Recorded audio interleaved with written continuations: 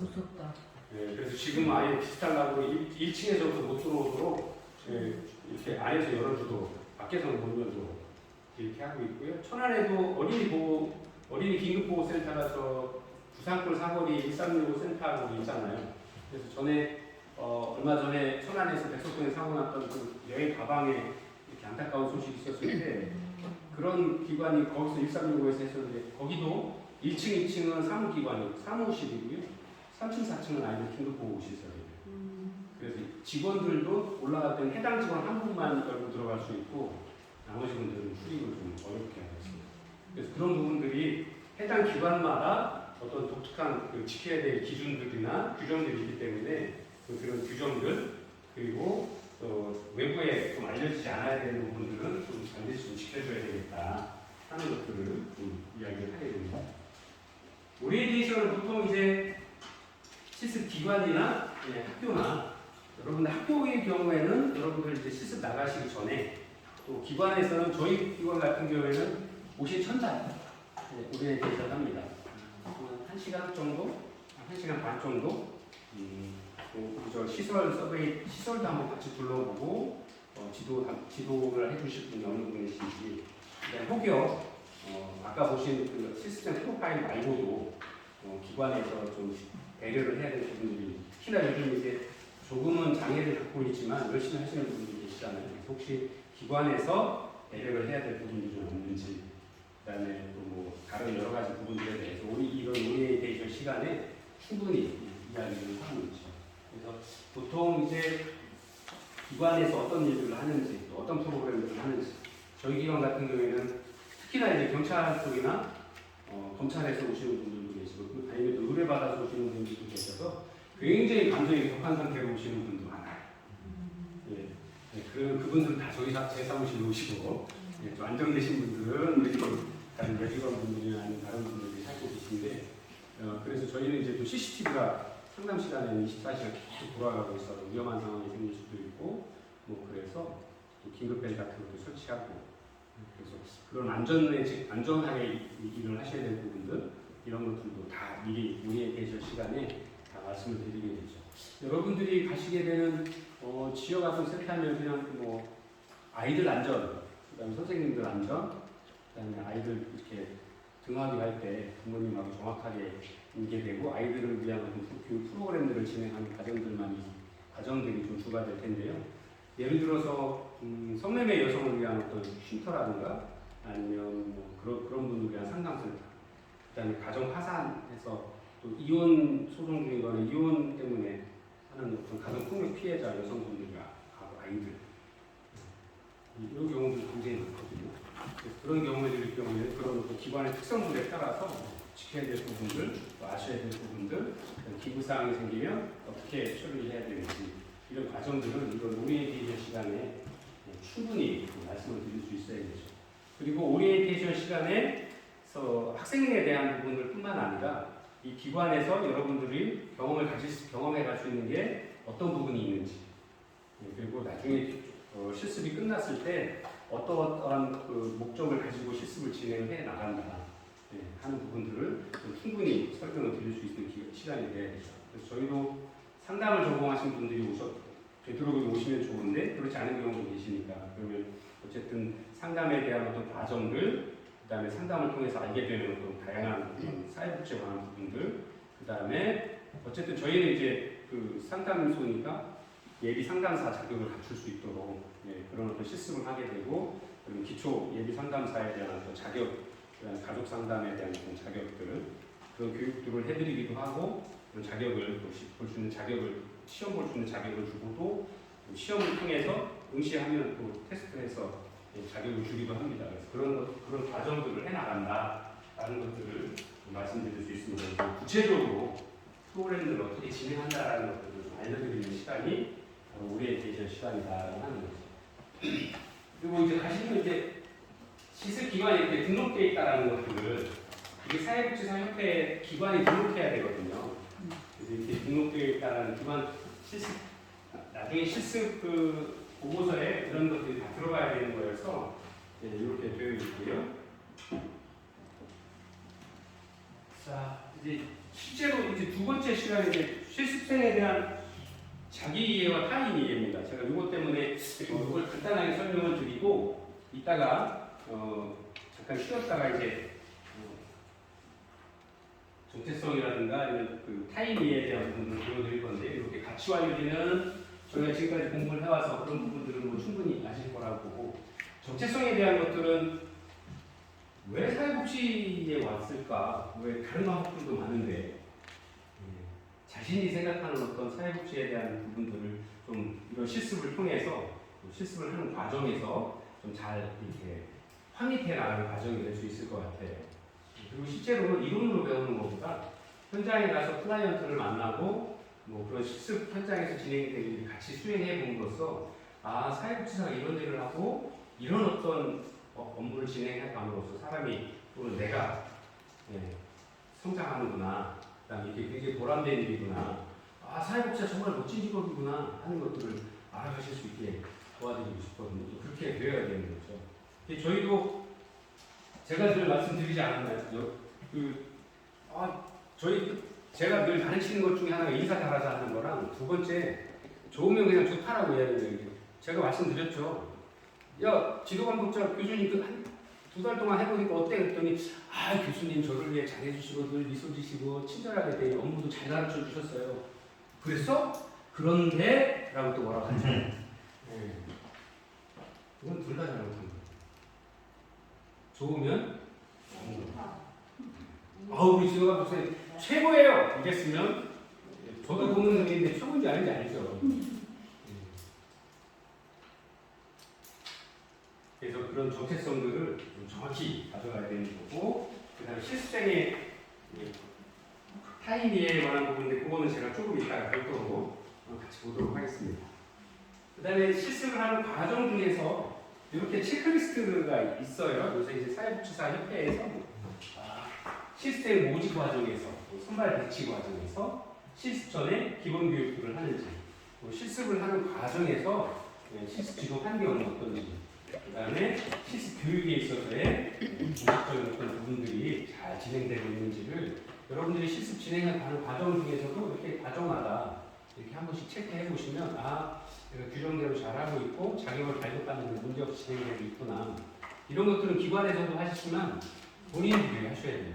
왜냐하면 지금은 이제 성인이시기 때문에 누구도 안 도와줘요. 냉정하게 말씀드려요. 그래서 물론 이제 실습 지도 감독자들이 이제 이런 부분들을 중간중간에 같이 또 체크를 해주긴 하시지만 스스로 해보도록 하시는 연습을 하셔야 됩니다.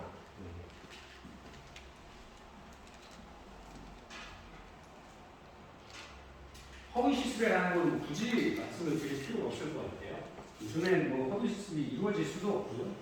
이게 초창기에 만들어진 교재여서 지금 이제 이 실습과 관련된 교재를 더 만들지 않아서 그렇긴 한데 허위 실습이라고 하는 2011년도, 10년도, 12년도 이때 초창기에 막 이렇게 좀 기관에 이렇게 좀 도움 좀 드리고 나 공직에 있어 바쁘고 나 시청 직원인데 일도 바쁘고 나 경찰서 직원인데 바쁘고 우리 다 당신하고 나하고 잘 알잖아 그냥 해줘 이렇게 했던 경우들이 있어요. 근데 지금은 법 규정도 엄격하고 그렇게 해줄 수도 없어요. 아니 그렇게 됐다가 만약에 발각되거나 그러면 사회복지 그 기관 등록된 기관이 취소가 되니까 그렇게 하시지도 않아요. 그런 것들은 하셔도 안 되고 그렇게 하는 기관도 없을 거라는 말씀을 드릴 수 있습니다. 자, 우리가 이제 슈퍼비전을 공부하시는 거잖아요. 그리고 또 슈퍼비전을 공부를 하시는 건 기관에 갔을 때 지도감독자들 이런 일을 할 거다라는 것들을 하는 거예요. 그래서 교재에는 없습니다만 그러면 각 실습 준비 단계에서 슈퍼비전 지도감독자들이 어떤 일을 해야 되는가 한번 보면 그 의미가 있을 것 같아요. 첫 번째가 실습 전에 확인사항들은 잘 되고 있는지, 실습 계약들은 체결되고 있는지, 실습 서약서를 작성하는지, 실습 시작 전에 오리엔테이션 하는 과정들, 뭐 이런 과정들을 쭉 거치게 되는데 이때에 과제물로 생기는 게 실습생 프로파일 여러분 제출하셔야 되고 실습생이 실습 계획서 제출하셔야 됩니다. 이게 이제 사회복지사 나중에 이제 그 실습 보고서에 이게 다 들어있어요. 그래서 이때 아까 말씀드린 것처럼 준비점검표, 프로파일, 계획서, 뭐 서약서 이런 것들이 사회복지사 협회에서 다 제공되고 있기 때문에 여러분들이 학교에서 또 다 제공을 해드릴 겁니다. 번째, 제가 저희 기관도 그렇고 저도 늘 스스로 다시 또 되새겨 보는 것들 중 하나가 저희가 늘 할 때 사회복지사가 클라이언트가 있는 곳에서 일을 시작해야 하고 거기서 해야 된다고 가르쳤잖아요. 근데 대개 기관에서 보면 어느 정도 시간이 지나면 실습 지도자의 위치가 되면 학생들을 이렇게 해요. 와라, 가라, 이렇게 저렇게 하게로 바뀌어요. 네. 그런 거 안 맞아요. 네.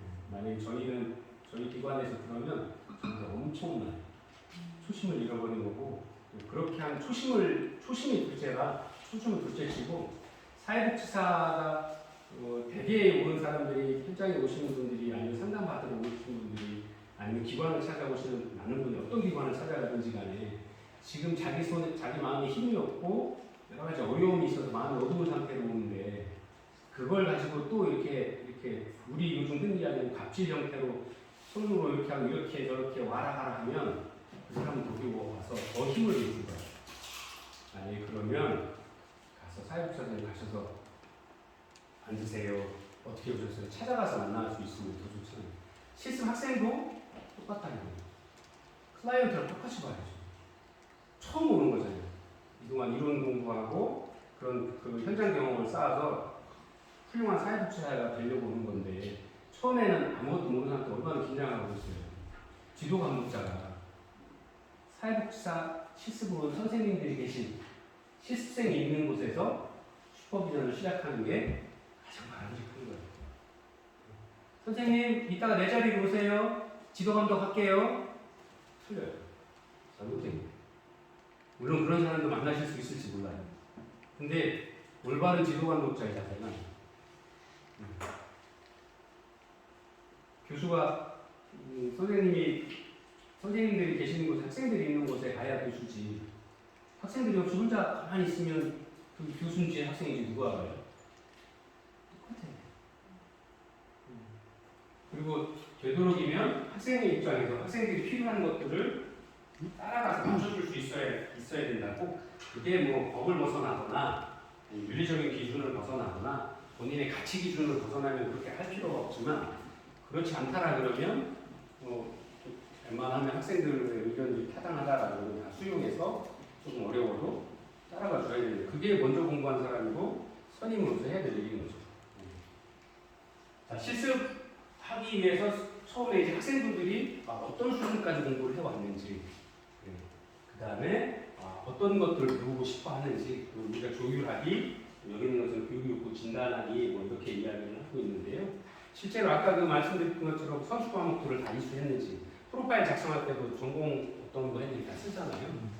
그러면 그거에 맞춰서, 학생의 눈높이에 맞춰서, 그리고 그 눈높이에서 시작해서 우리 기관에 아니면 실습 지도자의 눈높이까지 교육을 같이 해서 따라올 수 있도록 그래서 함께 목표를 정하고 교육생들이 원하는 부분이 어디인지를 서로 합의를 통해서 공동의 목표를 만들어야죠.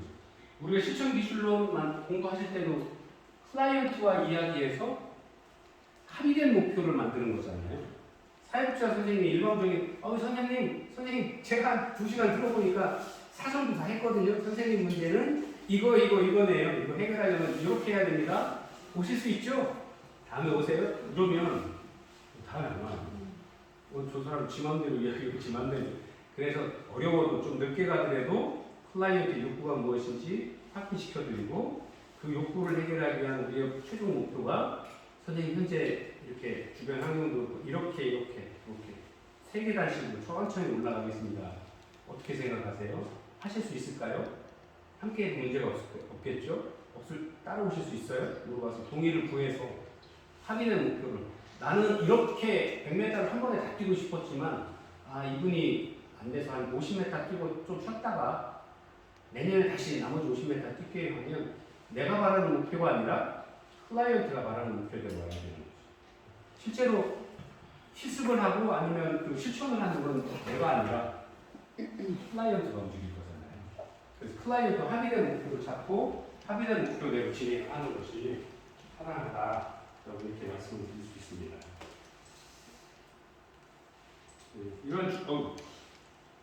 이런 준비 단계에서 지도자의 역할들은 시습 기관에서 시습 준비와 관련된 역할들.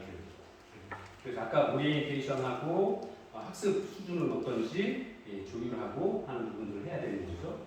그다음 시습 진행하기 전에 행정 절차는 적당히 정상적으로 다 이루어졌는지, 그다음에 시습 서약이나 시습 계약 같은 것을 다 가져와서 주고받았는지, 그다음에 시습생에 대한 사전 교육, 그다음에 시습 준비를 위한 역할들, 그리고 시습생과 시습 지도자와 합의된 목표들, 시습을 통해서 무엇을 얻어갈 건가, 그리고 예를 들어서 우리 기관에서는 이런 일들을 하기 때문에 이러한 경험들을 당신이 가져갈 거다. 그리고 과정에서 어떤 것들, 의문이 생기거나 아니 어려움이 생기거나 뭐 여러 가지 부분들이 생겼을 때는 어떻게 처리해야 되는지. 또 하나 인사하는 거하고 두 번째가 제일 어려운 것이 학생들, 식습생분들하고 제 경우에는 약속이에요. 약속을 되게 안 지켜요. 요새 저는 학생들. 그리고 그냥 이제 문자 하나 보내거나 카톡 하나 보내고 끝이에요. 근데 저희가 보통 뭐 모르지만 여러분들도 어떠실지 모르지만 하루 일과에 자기가 자기 개인 휴대폰 보고 이거 놓으실 수 있는 건 점심시간 잠깐 쉬는 시간을 깜짝을 보시는 거잖아요. 못 보실 수도 있잖아요. 근데도 이거 전화로 중요한 약속이면 내일 약속을 해서 뭐 오늘 바꿔야 된다고 오늘 아침에 문자를 보내 점심에 보냈는데 읽었는지 안 읽었는지 회식이 없다라는 거면 전화를 해서 반드시 약속한 거기 때문에 확인을 해야 되는데 확인을 안 해요. 문자 보내고 끝이에요. 일방적이에요, 굉장히. 근데 그게 어쨌든 사회복지 현장에서 아니면 다른 어떤 현장에서도 그렇고 직장 생활을 하는 과정에서도 중요한 약속이거나 그러면 반드시 지켜야 될 약속이라 그러면 분명히 확인하는 습관들을 좀 가지는 게 좋을 것 같아요. 특히나 이제 영업을 하시는 분들도 그렇고 또 하나 이제 그 사회복지사 선생님들이 아니면 상담하는 클라이언트를 만날 때 아니면 요양보호사 선생님들이 대상 가구에 만날 때 만약에 요양보호사 선생님도 로봇 아닌 이상은 바뀌실 수 있잖아요. 여러 가지 사정에 의해서 약속을 못 지킬 수도 있고 4시에 가기로 했는데 5시에 가셔야 되거나 아니면 일찍 가셔야 되는 경우 생기잖아요. 분명히 확인해서 하시면 좋은데 그런 것들은 이제 실습 현장에서도 그렇게 생긴다 이거죠. 저희는 되도록이면 카톡이나 문자는 인정하지 않는다고 실습생한테 와서 꼭 전화하고 서로 반드시 확인될 수 있는 어떤 매체를 통하면 좋겠다라는 이야기를 하죠. 지도 감독자의 어떤 대화 방법입니다. 잠깐 쉬었다 하실까요? 네. 5분 쉬었다 가요.